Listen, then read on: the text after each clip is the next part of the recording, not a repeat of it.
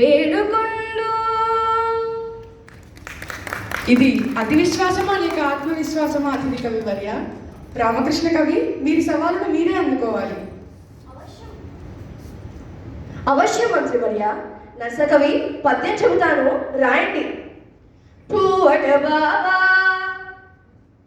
ఏది మరొకసారి చెప్పరు? సరే, మరోసారి చెప్తాను. పూవట బాబా. రాయడేమిటి? సరే, ముచ్చటగా మూడోసారి చెప్తాను, రాయండి. పూవట బాబా తలపై పూవట జాబిల్లి వల్వ పూవట జై జై పూవట చూడగ నొక్కల్ల నరంగినట్టి అరుణకు జై జై. అదేంటి పద్యం రాయడేమిటి? సరే, నేను పద్యం చెబుతాను, దానికి అర్థం చెప్తారా?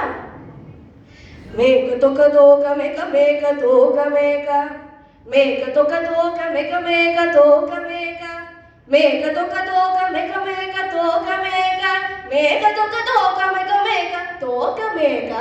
ఈ పద్యానికి అర్థం చెప్పండి చూద్దాం. ఏముంది దీనికి అర్థం? మేక, దానికి ఒక తోక. అలాగా? తెలియని వన్ని తప్పులని విటతరాన సభాంతరంబునన్ పలుకగరాదు రోరి పలుమారు పిశాచు పాడగట్ట నీ పలికిన నోట దుమ్ముబడ భావ్య మెరుంగవు పెదలైన బాలల నిరసింతువా ప్రగడరాన్నర సాదిగ సాతు సాభుసా.